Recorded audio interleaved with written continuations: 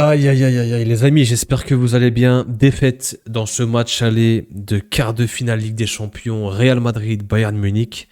Défaite à domicile, 2 buts à 1. On était en live, on l'a vécu en live. Merci à tous ceux qui étaient présents. Vraiment, on a passé plutôt un bon moment. C'était un bon match malgré la défaite.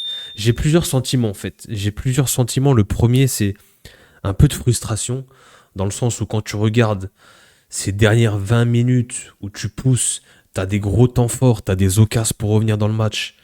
Bah, je suis un peu frustré de ne pas avoir vu ça sur 90 minutes. Mais de l'autre côté, quand je regarde cette première mi-temps, froidement, le Bayern est une meilleure équipe que le Real. Clairement. On va regarder un petit peu les stats de ce match, mais froidement, les gars, le Bayern a été au-dessus globalement dans la rencontre, dans plusieurs compartiments du jeu, au niveau des stats. Ça s'est rééquilibré, on était sur du 60-40 au niveau des possessions, carrément, quasiment 3 DXG.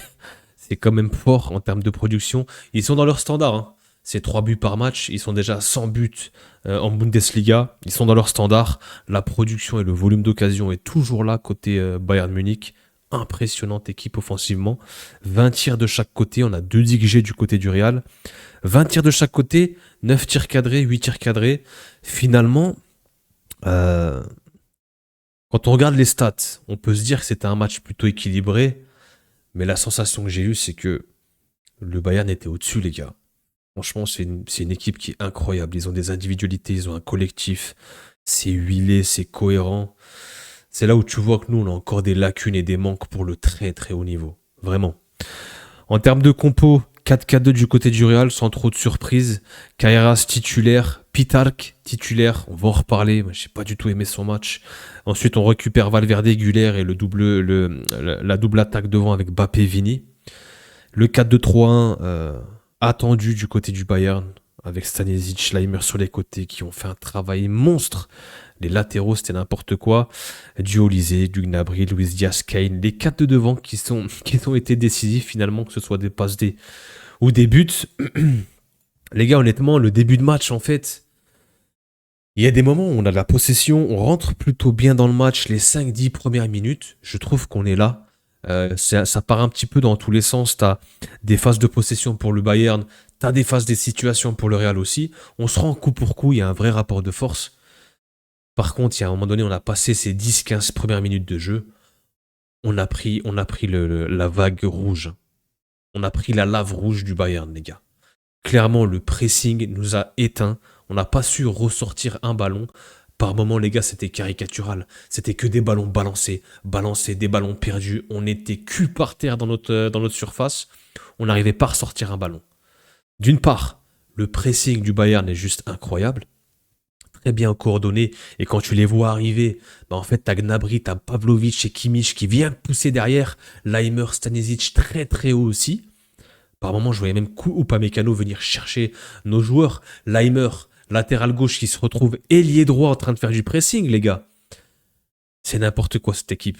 Ils ont récupéré un ballon comme ça. Ils ont récupéré un ballon, c'est Kane qui la récupère. Et ensuite, il joue mal le coup. Et t'as Leimer qui se retourne et qui vient taper une gueulante sur Harry Kane. C'est n'importe quoi, la détermination du mec. Konrad Leimer, c'est c'est un marathonien. Il a 5 poumons, le mec. Waouh! La volonté, l'acharnement du joueur, c'est exceptionnel. C'était pareil du côté de Stanisic. Pour moi, les latéraux, ils m'ont impressionné beaucoup, souvent dans le demi-espace. Dans le demi-espace, pardon. Ils étaient toujours là à porter du surnombre, à faire des triangles avec Lely, avec Luis Diaz d'un côté ou Olysée de l'autre. Ça permutait de tous les côtés. Gnabry en électron libre. Cette équipe est incroyable. Franchement, moi, je les ai pas beaucoup vus jouer. Mais pour le coup, là, j'ai bien pu voir leur style de jeu. Et honnêtement, c'est pas pour rien qu'on surnomme cette équipe la meilleure équipe d'Europe. Clairement. Et encore, j'ai l'impression qu'ils n'étaient pas à 100%, mais tu sentais cette domination et tu sentais cette maîtrise. Là où bah, je nuancerais un petit peu sur cette défaite, je me dis quand même, nous, le Real, on est quand même malade. On a une équipe qui est en transition, il y a une fin de cycle.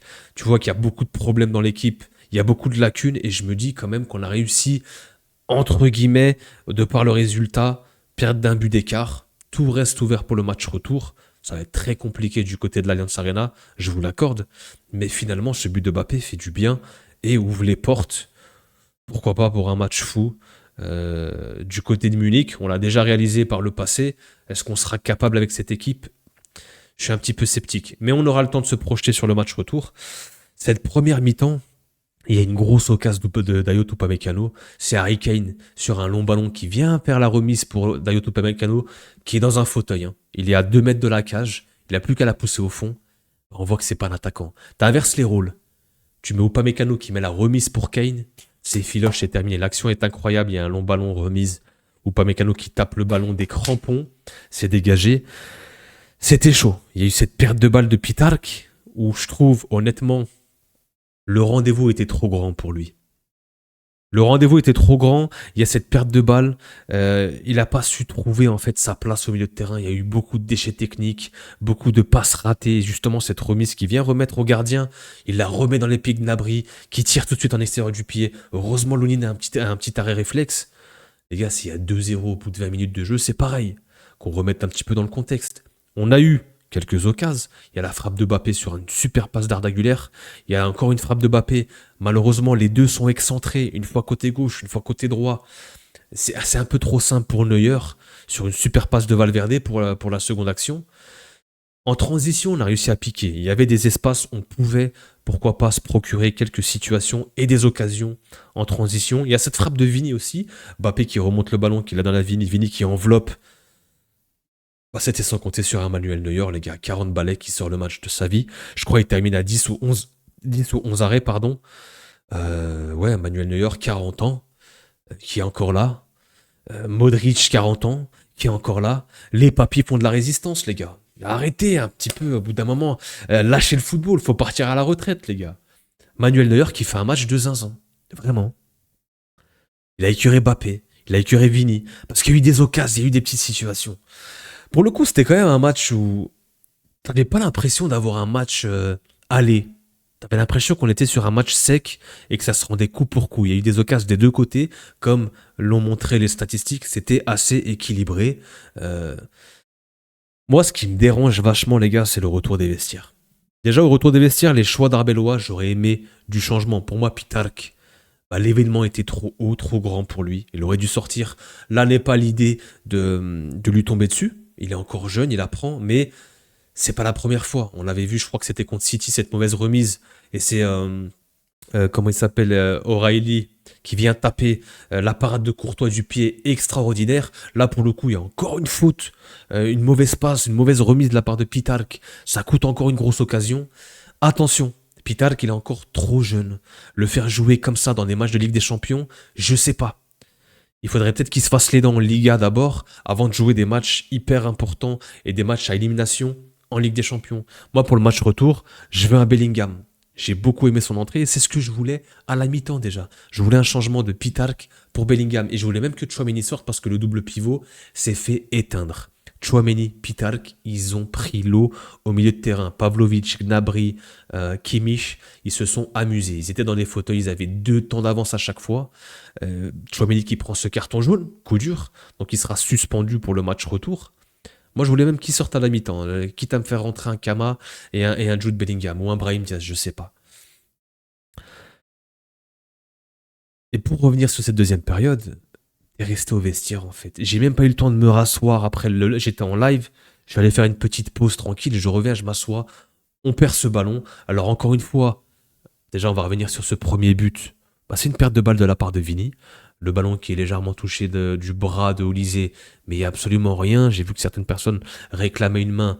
Arrêtez les gars, il n'y a pas main. Le ballon qui vient l'effleurer. C'est une perte de balle. Ensuite, derrière, ça va vite en transition. C'est super bien joué. Le petit ballon de Gnabry. Luis Diaz qui ajuste. Tu peux rien faire, ça va trop vite. Les gars, t'es en quart de finale de Ligue des Champions, les gars. C'est le très très haut niveau. C'est le gratin footballistique. Tu perds un ballon, t'es mort.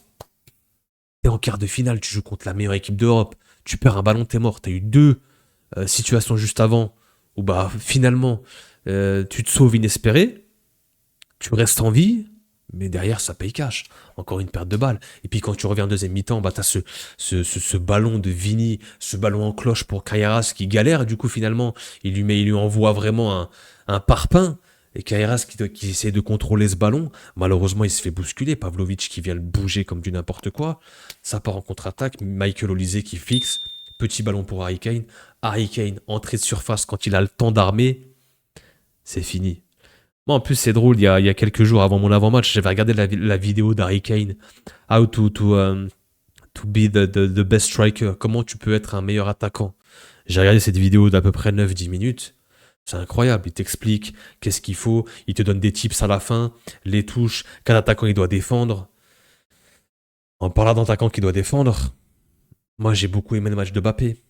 Je suis le premier, on a été les premiers, que ce soit avec les collègues, Chronique, Ous, on lui est tombé à charge dessus, il n'y a aucun problème. Mais aujourd'hui, Mbappé, il est dans le ton, il est dans le collectif et c'est ce qu'on attend de lui, d'être impliqué dans le collectif, de faire les efforts, d'être dans la pression. D'être dans la zone parce que son but, regardez son appel les gars, il fait un appel contre appel, il va au deuxième, la passe de Trent.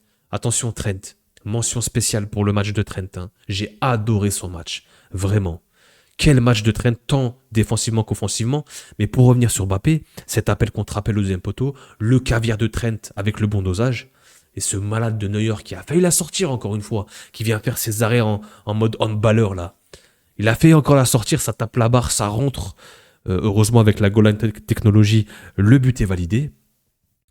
Ce but est hyper important. Il te remet dans le jeu. Et c'est aussi ce but-là qui t'enclenche un peu ce sentiment de confiance. Et tu reviens dans le match. Parce qu'on était plus proche du 3-0 que du 2-1. Qu'on soit honnête, les gars. On était plus proche du 3-0. Il y a eu des grosses occasions. Les attaquants du Bayern ont vendangé devant. Il y avait des 3 contre 2. Ils ont joué à la baballe. Olise, pareil. Il y a cet enveloppé qui passe juste au-dessus. Olise, on va revenir, je me le garde pour après. Wow. C'est n'importe quoi. Quel joueur, quel top player. C'est ahurissant. Mais pour en revenir à Mbappé, on est les premiers à lui tomber dessus, à dire quand ça va pas et à le pointer du doigt. Il faut faire ce travail aussi d'honnêteté et pas être de mauvaise foi. Quand il est bon, il faut le dire aussi. Et ce soir, pour moi, c'est le meilleur madrilène. Contrairement à son copain Vini, qui pour moi est passé à côté de son match. Il a raté des grosses occasions. Et à un moment donné, il y a un ballon récupéré. Il y a la grosse boulette de Dayo Upamecano, parce qu'il en fait une par match, on le sait très bien. Et pour le qu'il il en fait une, on n'en profite pas. Et Vinicius Junior qui dribble Manuel Neuer, qui n'arrive pas à redresser cette frappe. Et franchement, ça c'était à l'heure de jeu. Si tu arrives à marquer ce but, derrière, tu as 30-35 minutes pour revenir.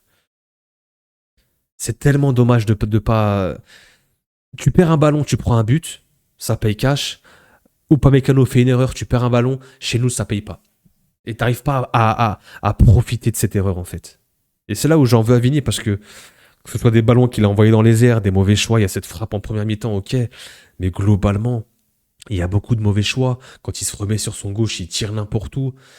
J'ai pas aimé son match. J'ai pas aimé son match et honnêtement, il aurait dû faire mieux, il aurait pu marquer un but ce soir. Je vais l'attendre. Je vous le dis d'emblée, ce sera mon joueur à suivre pour le match retour. Et Vinicius, à l'Allianz Arena, je pense qu'il va faire un gros match et ce sera mon joueur à suivre. Il a intérêt de faire un gros match parce qu'on va compter sur lui. Et pour le coup, Mbappé fait son match ce soir encore une fois. Je me répète. T'as quoi, peut-être 20. Tu t'arrives à marquer à la 70e et t'as 20 minutes de folie. Ou pour le coup, j'ai aimé la réaction. Malheureusement, en fait, ce match résume un petit peu le Real Madrid, les gars. Comme je le dis, moi, c'est une équipe qui a plusieurs visages au sein même d'un même match. C'est une équipe lunatique dans cette première période où tu te fais rouler dessus, t'es pas capable de sortir un ballon. Je trouve que dans l'intensité, t'es pas là, t'es pas au rendez-vous. T'es pas convié au rendez-vous, t'es pas présent. Alors que le Bayern, tout de suite dans le ton, pressing, intensité, les circuits de passe, nous, par moments, on jouait toute tension. On devait toucher 4 fois le ballon pour la donner. Et à un moment donné, peut-être que c'est le Bayern qui t'a forcé à ne pas pouvoir relancer, mais à un moment donné, tu devais aussi élever le curseur. Et je trouve qu'en seconde période, avec ce but, il y a eu ce contraste où vraiment, tu as montré des belles choses, tu as eu de l'envie et tu as eu un peu cet espoir. Tu avais le ballon, tu as eu un gros temps fort, il y avait ce momentum pour le Real. Il y a eu pas mal d'occasions. Mbappé encore qui frappe à côté, sur la frappe entrée de surface. T'as aussi cet enveloppé avec ce super enchaînement, cette combinaison avec Vini qui lui met dans le dos. Mbappé qui arrive, qui ouvre un peu trop son pied. Pourquoi? Parce que le Neuer, encore une fois, qui est là, qui prend toute la cage. Donc Mbappé est forcé d'envelopper, de trop ouvrir son pied. Neuer nous a écurés, les gars. Franchement, je pense que froidement, le Bayern est une meilleure équipe et mérite sa victoire. Mais au vu du match, moi je suis quand même fier des gars en fin de match. Je trouve qu'on a donné, qu'on a poussé et on aurait mérité une égalisation. Honnêtement, s'il y a un 2-2, c'est pas volé. S'il y a un 3-1 pour le Bayern, c'est pas volé. Parce qu'on n'oublie pas, en fin de match, il y a un penalty qui est oublié pour Michael Olise. Il y a une grosse poussette dans le dos. Carreras qui s'est fait mélanger du début à la fin. Il s'est fait prendre, il s'est fait retourner, il s'est fait fracasser, il s'est fait froisser. J'ai rarement vu un latéral ne pas remporter un duel face à son vis-à-vis. Michael Olise en a fait ce qu'il voulait. C'était du grand n'importe quoi. Il en souriait même. Michael Olise, il en souriait tellement c'était n'importe quoi. On va faire les individualités. On a fait le tour du match de Buzyn, comme j'ai dit. On va regarder un petit peu les individualités. Lunin, j'ai pas aimé son match. Sur le deuxième but d'Harry Kane, il peut faire mieux, il la touche. Je trouve qu'il est pas souverain dans sa cage. Il doit faire mieux. Hussein, j'ai pas compris, il est sorti à la 62e.